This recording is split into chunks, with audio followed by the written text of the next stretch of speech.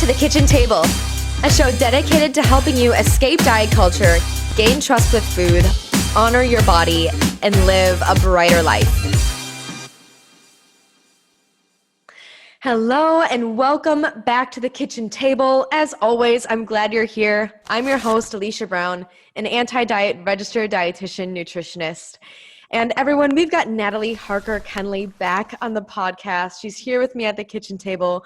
She and I, you might remember, she and I did an episode earlier when I first launched this podcast. I was so excited to have Natalie on, and we talked about like motherhood and diet culture. And now I have her back, and we're gonna have a conversation about movement and fitness and exercise, whatever you'd like to call moving your body.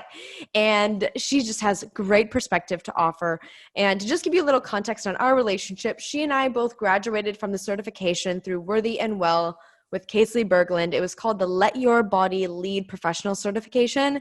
And I've actually been coached by Natalie. She has just like such a warm and comforting presence. You'll hear it from her in the show. And she just offers excellent perspective on everything from diet culture to movement to honoring our bodies. And so, Natalie, thank you so much for being here on the show. Thank you so much for inviting me back, Alicia. I'm so excited to chat with you. I just feel like a warm hug. Thank you. Can you kick us off by sharing a little bit of your history and experience with movement and exercise and fitness and how your relationship with movement has changed over time? Sure. So I was never very talented athletically growing up. I didn't really do well with team sports, but as a teenager, I kind of started to hike and walk and really kind of enjoyed more individual outdoor activities. When I first graduated high school, I actually went and spent 3 months in Nepal with my grandmother and did an 18-day trek through the Himalayas, which was incredible, very physically rewarding, just beautiful, saw Mount Everest in person. And, had this really physically challenging, but not technically challenging. It was all walking on trails, experience. And then kind of in my 20s, really developed a relationship with movement where I really enjoyed pretty, I would say, rigorous activities. So I did a lot of challenging hikes, really got into running with a group of female friends that I had, participated in a lot of races. I ran 5Ks, 10Ks, half marathons. I ran the New York City Marathon. So I was quite active, never in a competitive sense, but really just kind of for the first time in my life felt this excitement from being able to kind of push my boundaries with endurance and strength, and also got involved in yoga and really enjoyed kind of learning how to listen and stretch and take care of my body. So fast forward a couple of years, and we covered this a bit on the other podcast, but went through a lot of different body changes. And one thing that I didn't share last time is that a couple of years ago, I was diagnosed with multiple sclerosis.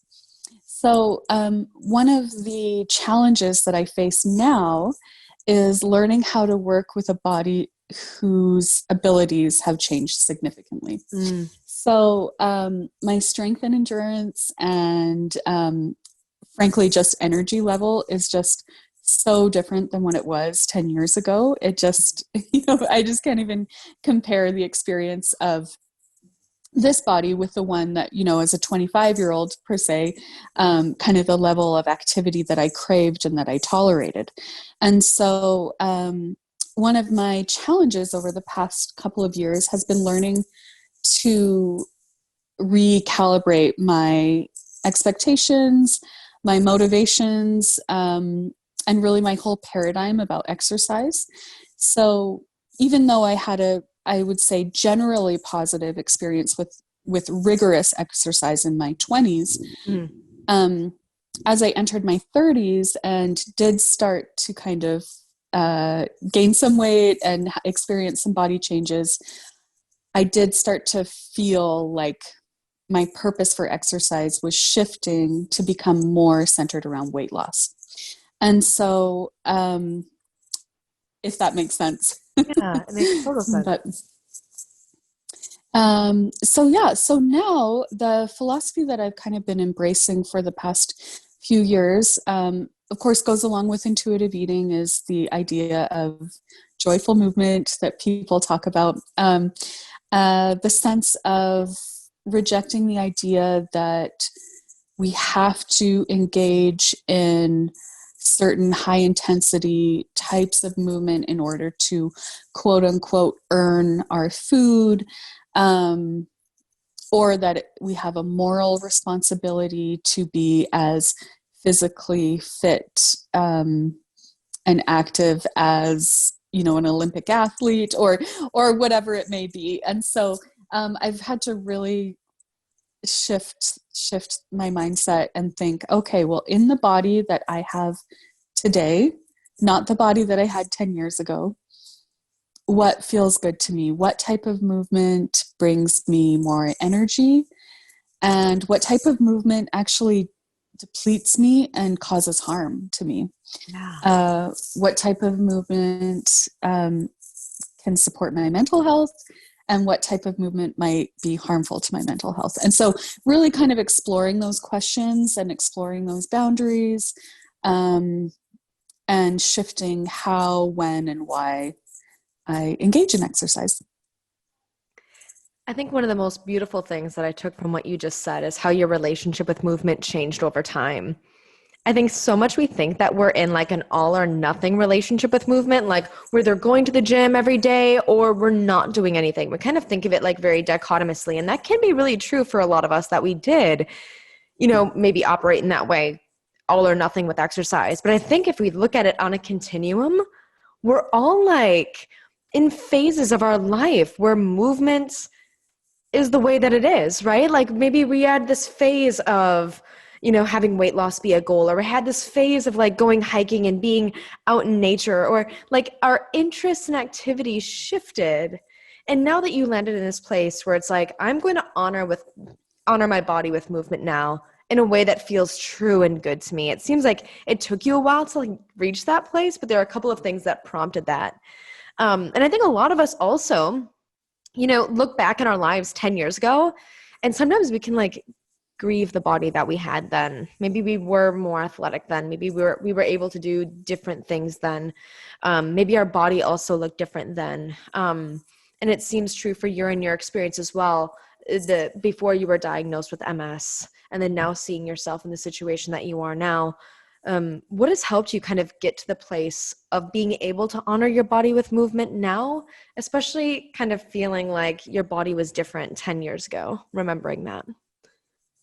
Yeah, that's a great question. And absolutely, I think it's such a common experience for people to go through different seasons, you know, of um, different seasons in their lives of having different relationships with their bodies, but Yeah. and movement. So let's see what's helped me. Honestly, professional help has helped me a lot. So I have worked with a registered dietitian with an anti-diet focus. I'm currently working with a physical therapist, who I have to say, I'm working with two. And when I did my intake form, I made sure to put that I wanted to have a weight neutral approach to movement. And before we even really got into things, and you know, I can talk about this and say like, yes, now I approach movement in this healthy way, blah, blah, blah, blah, blah. But the truth is I really struggle with it still. It's an ongoing struggle for me. And it feels extremely vulnerable when I'm talking with the physical therapist about, I feel like I'm grieving, you know, like, okay, now my exercises are just much different than they used to be. And it is a process of accepting kind of the reality of the body that I have today, if that makes sense. So had a wonderful conversation with, I have a male physical therapist that I work with more on like stamina. And then I have another therapist I see who focuses more on pelvic floor strength. And so as women, this is great to know, because I didn't realize before that we can receive physical therapy for pelvic floor. So especially women who have delivered babies, this can be a great way of supporting our core muscles and kind of feeling better in our bodies. But anyhow, I'm kind of rambling here a bit, but the point is so interesting. Well, it's interesting and wonderful to work with professionals who have an understanding of the benefits of movement that have nothing to do with weight loss. So, do you know what I mean? I do. Can you describe more to us, like what a weight neutral approach to movement can look like? Sure. So, for example, when I met with my physical therapist, some of the questions that they ask me are, what are the most challenging daily tasks that you face? What are the most physically challenging daily tasks that you face? And how can we strengthen and support your body to make those tasks more comfortable? So for me, one of the answers was, I have a 6-year-old and a 3-year-old. And one of the most physically draining things that I do is helping them get dressed, get ready for the day, get all their gear, their backpacks, snow pants, boots, and get them buckled in car seats and out the door. For some reason, this is so physically tasking. There's a lot of lifting, a lot of waiting for them, a lot of, resistance from them at times. And so, anyhow, I was, talking about that. And so they're talking about, okay, what movements are you doing? How can we bend and lift in a way that feels better? How can we strengthen the muscles that you use when you're doing those activities? And so the emphasis is, what does your life look like? What kind of physical tasks are you doing? And how can we strengthen your body so that it's a joy to do those physical tasks rather than draining on you? Yeah. And doesn't that just seem like functional and purposeful, as well as mindful and intentional and supporting? Like, yes, without that weight loss component, it's like, oh, now we can access like what this movement is doing for me in my life, instead of weight loss, which doesn't feel that deep and purposeful and meaningful at times. Like, I get where it's coming from. Of course we want weight loss because our whole society is telling us if we are skinnier, we are healthier, we are more attractive. All of these false narratives, right, that are reached to us in a culture that we live in. But what if we were able to access, like, from a functional, purposeful standpoint of what actually like movement can do for us in this purposeful, intentional way? Like, that really seems expansive. Yeah, absolutely. I agree. There's a woman I follow on Instagram too. I think her handle is Fit Ragamuffin, but she's a fitness instructor, and she teaches individuals over Zoom with a weight neutral approach. And one of the things that she shared that really resonated with me is, teaching other fitness instructors to use language that focuses on the benefits of exercise without weight loss. So an example she gave is like, rather than saying, okay, do this move to get ready so that you're ready, to wear your bikini in the summer. It's like, we're going to work on this move so that we can strengthen and elongate our muscles. Or we're going to do this move so that we can, just focusing on the functional benefit that we're receiving rather on the appearance that we're, fantasizing about achieving through that movement. And so I think for me, really shifting that focus has been important to my, healing a disordered relationship with food and exercise. And the other thing that I kind of really wanted to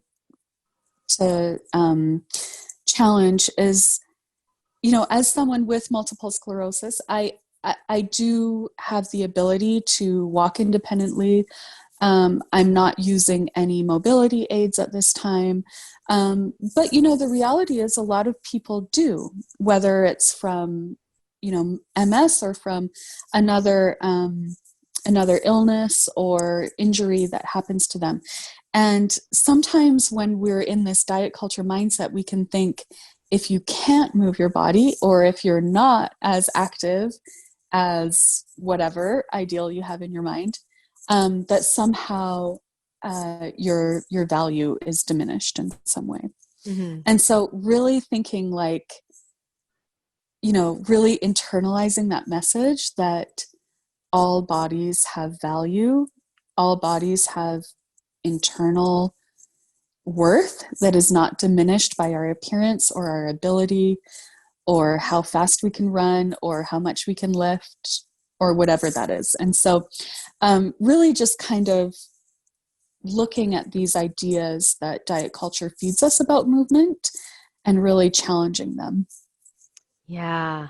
Oh, I love that so much. We have to not idolize rigid movement, right? And when we have these expectations from diet culture as well, like the expectation is we exercise for this amount of time, wearing these clothes, we have this amount of sweat, we work out for this duration, right? Like time, intensity, and even what we wear and who we work out with or how we exercise, we can actually like put it in a box and we say, this is what working out, quote unquote, means. And if I don't do these things, I'm not active. I'm not treating my body right. I'm going to be weak. We have all of these fears that then come up if we don't meet those expectations sometimes. And I think that when we have that approach to movement, we constantly can view our relationship with movement as a failure. We can tell ourselves false narratives that, gosh, we're not healthy, that we're not committed, that we're not disciplined. We can actually really talk us into thinking that we're really leading an unhealthy life when really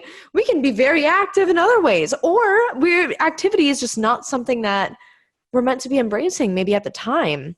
I can speak for myself. After having Amelia, I needed rest big time. And it wasn't even rest. I was just breastfeeding and trying to rest as much as I could because I wasn't sleeping, right? So there, again, like these phases of our life where movement just doesn't make sense, or where it just looks a little bit differently. And as we're challenging these narratives about movement given to us from diet culture, like, is there anything specific that is maybe ringing true to you to share as we're like just totally changing the narrative about movement and what it can mean for us? Yeah, well, I love your story about, when Amelia was born, really needing to, whenever you had the chance to rest, to take that chance. Yeah. And the reality is, as we've discussed before, when you have a newborn, it's an incredibly physically demanding time. It is. So, yeah, there's so much lifting and bending, and breastfeeding is very physically demanding. And so there's all kinds of movement that you're still engaging in. It's just you're not labeling it like a workout class, right? Yeah. And I think one thing, like one mantra that I tell myself is everything counts. So when I'm carrying groceries from my car up the stairs to my kitchen and I'm lifting, I mean, that's movement. That's me using my body and using the strength that I have. And that is exercise, even though I'm not, in a yoga studio or in a gym. And so I just like to remind myself, like, being able to take care of the things in my life that I need to counts. Mm-hmm. That has like this essence of just like, for one, like truth and realness in that. Like, yes, this is movement. We are using the strength that we have, and it doesn't have to fit the box of whatever we've defined exercise to be. But there's also like, to me, when you say that, there's so much like respect for the body in that.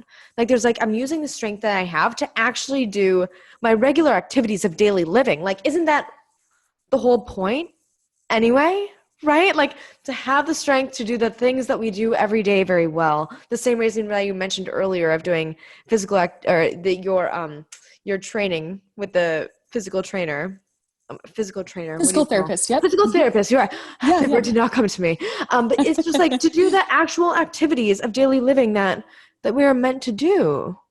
The reason why I needed rest with Amelia during that first month was so that, like, gosh, when I'm awake, I can try to, like, be as present as possible with her to get her needs met and trying to get my own met at the same time. It's like, that's why we're doing the things that we're doing. We don't need to necessarily have these expectations that don't seem realistic when we are still moving in different ways.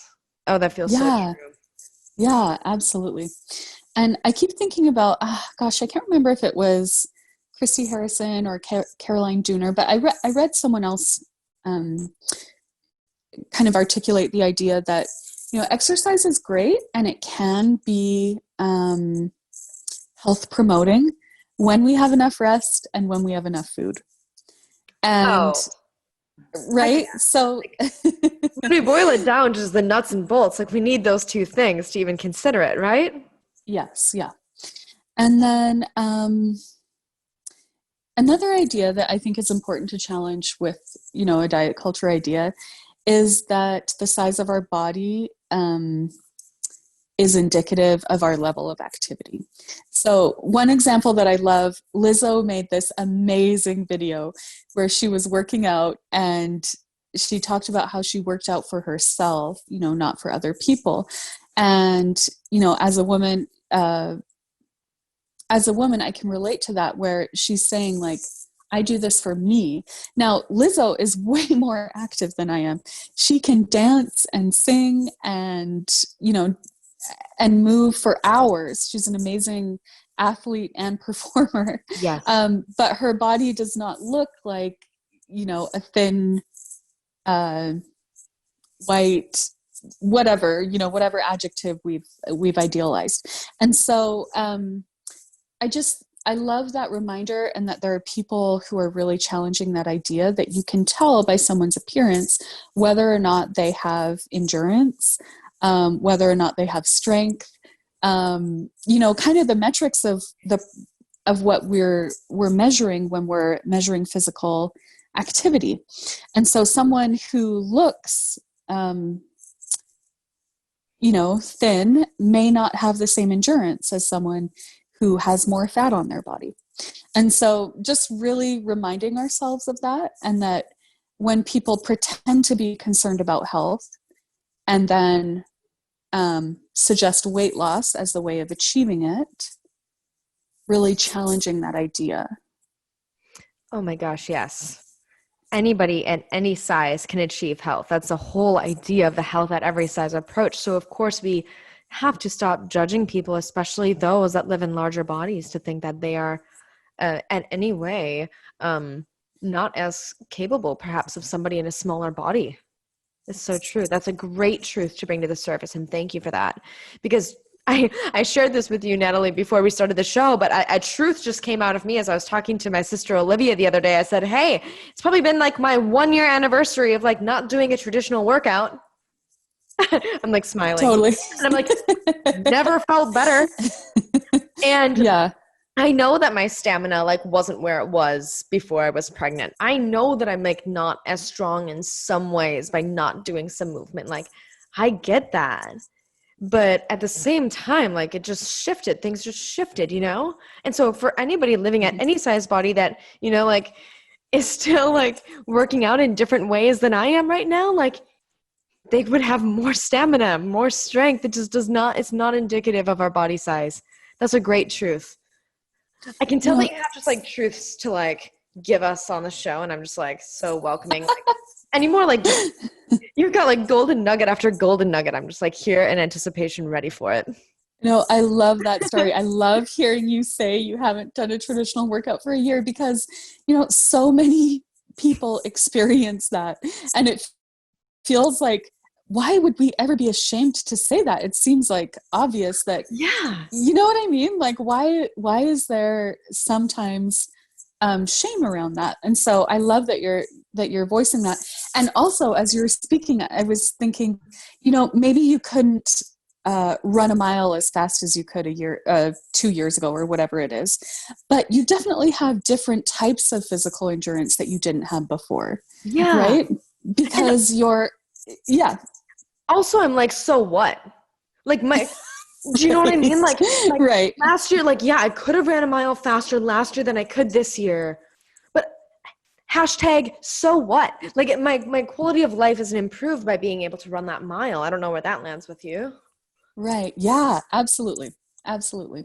Just feel that. And it just, I was hit with backlash. My other family members were in the room. I've got a sister who does like intense CrossFit activity. And I'm just like, hey, I'm not working out. And I was hit with some backlash of like, oh, well, you should come to the gym with me, or like, you should do this, or you should do that. And all the shoulds were coming. And I was like, whoa, whoa, whoa, whoa, whoa. I feel actually really good. And also, like, I got no energy for any of that. Yeah. Do you know what I mean? Yeah. And so can you speak Totally. on like, for anybody else who's feeling like just honoring their energy looks different for them right now? You mentioned earlier about like things that give you energy and also things that take away your energy, and being able to discern between the two. Do you have any advice or thoughts to share about like having exercise be something that gives us energy and what that could look like specific to different individuals? Yeah, for sure. So my first one is like, the first thought that comes to my mind is, I love what you said about that's what you tuned into the needs of your body, and everyone else was telling you what the shoulds are, and your body was saying no. And so I think the first thing is really tuning into the needs of our body, and, starting where we are, and do whatever movement feels good to you. Like if you're sore and you need to stretch, try stretching. If you really enjoy being outside and breathing fresh air, like try going for a walk in your neighborhood and seeing how you feel, and seeing what that, and everyone's boundaries are different for when exercise kind of shifts from the giving energy to depleting energy. And so really kind of playing around with that. And similar, I know you've talked a lot on your podcast about the window of tolerance. I think that when the window of tolerance with movement and exercise can certainly expand and grow. But it's okay to exist within the window that you're currently in and explore that and what those boundaries are. And then, anyway, let me stop there for a minute. What are your thoughts? Yeah, I love that so much. And I want to even take it a step further to talk about like mental health as well with exercise. Mm-hmm. How do we know if exercise is helping us, helping our moods, helping our mental health, helping us feel, like it's giving us something, or that it's taking something from us? Because I think that, gosh, movement can be so mental, Absolutely. And honestly, I feel like I took a long break from kind of formal exercise because of my mental health needs, because I was associating it so much with the desire to lose weight. And so I had to, for a while, just really stop. Mm-hmm. And that's going to be different for everyone. And if that is a state that a listener is in, I would just really encourage them to work with a professional if they can. Hopefully there are resources, or even if financially they're not able to at this time, to really seek out resources there's so many on Instagram and different blogs to work through and kind of improve that relationship. And I think that's such an individual kind of situation that we all have to be sensitive to. And of course we need to take that break, right? Especially, I know for me, I was in a similar boat too, when I was having a very poor relationship with food that was coupled with a poor relationship with exercise. And so in order to oftentimes repair our relationship with food and really do that work, we also have to press pause on our on exercise as we were doing it. Because I was very aggressive. I was very regimented. I had like my box of what it looked like. I mean, I too had to like find my way out of that by just saying no to all of it at first. I don't know if that's the same in your experience too. Yeah, I can totally relate. I remember feeling like if I even, watched a YouTube video with some type of exercise I wanted to do, if they said anything about appearance or weight loss, it was just so triggering for me. I had to stop right away. And so I really had to learn to I also had to learn to just do movements that I already knew how to do and consider that exercise. So like marching around my kitchen, or, I don't do jumping jacks because I can't jump right now. Or I'd pee my pants if I jump. But to be honest, I relate. Yeah. I'm still facing that. But doing, exactly. And so, well, so many people who've given birth can relate to that. So, but just like, doing movements that I've done since I was a kid that I like to do, and being okay with that and considering that, good enough. If that makes sense. Playful, blissful energy in that. And it's sometimes like that reminds me of like how we can like reclaim our own power with exercise, rather than constantly like looking to YouTube, looking at the group fitness instructor, like finding a personal trainer. If it doesn't feel like the right time, like it can be a great opportunity to like get into our bodies and to like just move them and see how it feels. And if it feels rewarding, what a great way to like cultivate body trust. Totally. Do you have anything more to say on like the conversation of body trust with movement? Do you think that movement can be something that can help us like be embodied and trust in our bodies a little bit more? Oh, absolutely. I think so. For me, like one of the ways that I really can help myself tune into my body is through movement. And so that's why it's so important to recalibrate our relationship, because it can become a negative thing if we take it in the diet culture realm, but movement can also be such a nourishing thing. And so for me, one of the shifts that I've made is to think about how movement fills my body with oxygen and helps me to mentally process and calm down. So when I go for a walk by myself, it can just be in my own neighborhood, I often start to get different ideas or inspiration for creative projects I want to do, or I can feel like, oh, this problem I'm facing at work or this challenge with my kids is suddenly coming to me. And so I'm all for, moving our bodies and giving ourselves time to feel grounded and connected. I think it can be really transformative. I so agree. And I think that there's, again, like a difference here between like having movement be like an embodied practice, something that can ground us, something that can help us feel expansive and like liberated in the mind to let those ideas drop in. And, even, physically like moving forward. I've heard that like forward movement can help spark new ideas in the brain. I just like heard this concept and like, oh, that makes so much sense. Like movement can fill our bodies with oxygen and give us the capacity to let our mind wander a little bit. I think that that's, again, to like the mental health piece we were talking about earlier, such a benefit. But when movement is like coming from, or we're engaging in movement from like a very disembodied place, this is where it's like forced. And we're like kind of hating it. And we're looking at the clock and we're like, when is this over? The next day we're feeling like incredibly sore. We're not wanting to go and like do that again. Like our overall like energy for doing that again like totally decreases, right? It's like squashed. And so do you feel like building body trust with movement and having an embodied practice with exercise, do you feel like that's actually like more sustainable for the rest of our lives? Oh yeah, absolutely. I think you described it perfectly. The difference between the two. Absolutely. I so agree. Cool. Any advice for a woman right now who's kind of having like a little bit of conflict in her relationship with exercise? Even, maybe she feels like she can't go to the gym, or, it doesn't feel comfortable right now for her, or she's wanted to go to a yoga class but isn't feeling like her body could be accepted there. Or maybe for somebody who's just like in a period or in a season, as we were saying, of rest right now, where like movement just doesn't seem like something that is going to be the thing that gives her energy in the way that she needs right now. Do you have any like love or light or compassion to offer any women like that's in this kind of like tension or at war with their relationship with movement? Yeah, absolutely. I think the first thing that comes to mind is I really know that it can get better. Whether or not your physical body stays the same or changes, I know that your relationship with movement can improve. Mm. And so just to kind of put that hope out there, that there really are some amazing resources, and that there's hope, that your relationship with exercise and with your body can improve.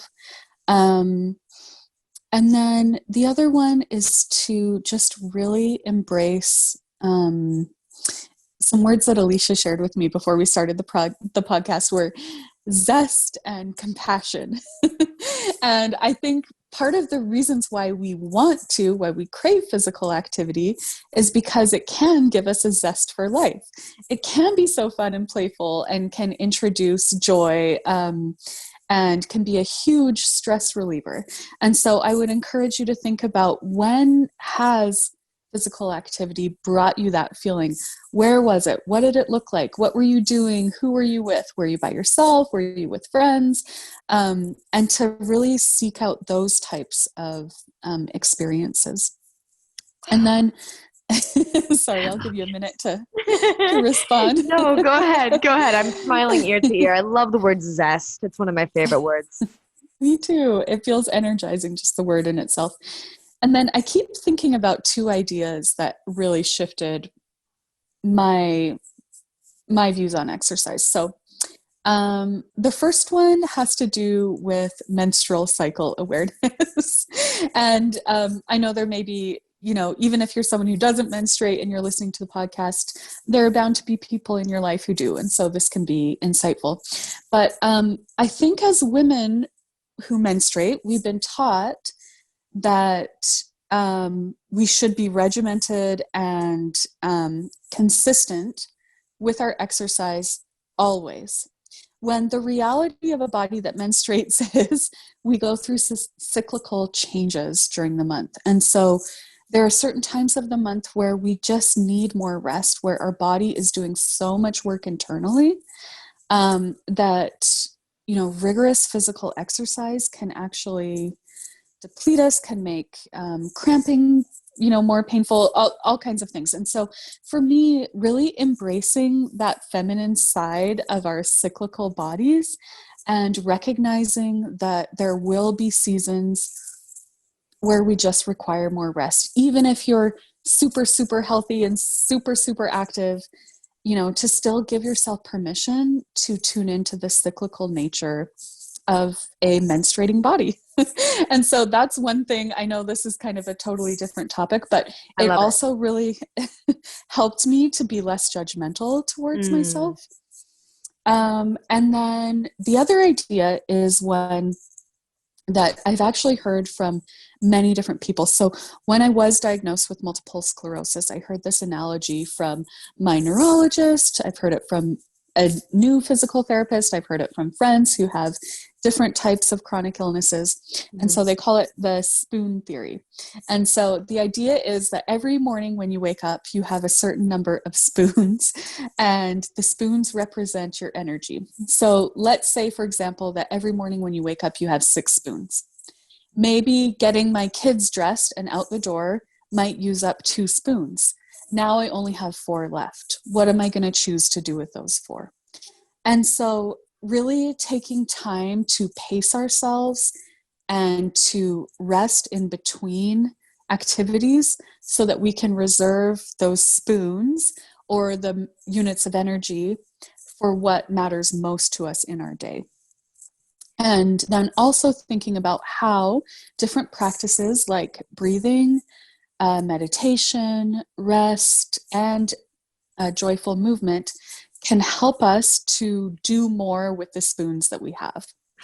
And so kind of reframing that, instead of feeling like, what's wrong with me? I just went to the grocery store and now I need a nap. Like, oh my gosh. Instead of seeing that as a bad thing, kind of approaching my day as knowing that my energy is finite, and how can I pace myself appropriately so that I can accomplish what my top priorities are. And so that was actually very helpful to me in navigating my kind of diagnosis and my changing body. But I think even if you don't have a chronic illness, the same truth holds, no one has limitless energy. Energy is finite for each of us. Absolutely. And so, yeah, just giving ourselves permission to really think about how we want to spend that energy. Absolutely. I think sometimes we're so much in the mindset of like, I've got to get my workout in. I've got to get my workout in, that we think like when we're kind of like feeling fatigued or out of energy, it's our time that we need to like push through, because we need to be disciplined. We need to be, like determined, or, just push. That idea of pushing through, right, is so pervasive and can be really destructive in our relationship with movement. And in both these two last super golden nuggets that you've shared, it's like, hey, when it's not the right time of the month, not the best idea to push through. Your body is already depleting itself in different ways. Might not be serving to the body to work out during this time frame for these reasons during your menstrual cycle. That's super key. And then also, if you're out of spoons, not the time to push through. It's not going to honor your body in either of these circumstances to push through. That's going to lead to a perhaps poorer relationship with movement. It's going to deteriorate or erode our body trust. We're not going to our body's not going to reward us for that movement. And we're not going to feel like we're wanting to do movement in that way again, right? But wow, if we're well rested, and movement can give us like that zest, that energy. If we have enough spoons and you want to use them on a specific movement that feels like it could actually give you maybe more zest, and maybe could give you a spoon and a half if you do the movement, right? Like if we use that analogy in the reverse, right? Like meditation or whatever, it means you can give yourself more spoons. Wow, like what a conversation about energy management there. Mm-hmm. Oh my gosh. Okay, well, this just really means, Natalie, that either we have to block off like a 2-hour long episode for us at one point, or you just have to keep coming back to the show because we have more things to talk about here. Thank you so much, though, for your time today, your wisdom and sharing, and you so generously sharing your experience and your wisdom with us. We really, really appreciate it. Can you tell listeners like where they can find you, where they can connect with you, or maybe where they can get more of this wisdom and golden nuggets that you have for the future? Thank you so much, Alicia. Mm-hmm. Yeah, you can find me on Instagram at Natalie Pomme. It's NATHALIEPOMME. And I've got a link to my website there, and you can always send me a DM on Instagram. Oh, that's so kind. Natalie, thank you so much for being here with us today. We're going to have you on our show soon again. Thank you so much. We will be in touch, and everyone go follow Natalie.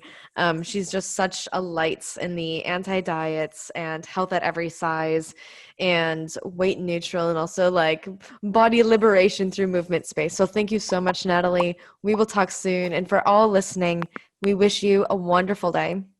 See you in the pod on Monday. Thanks, Alicia. Bye for now. Thanks, Natalie.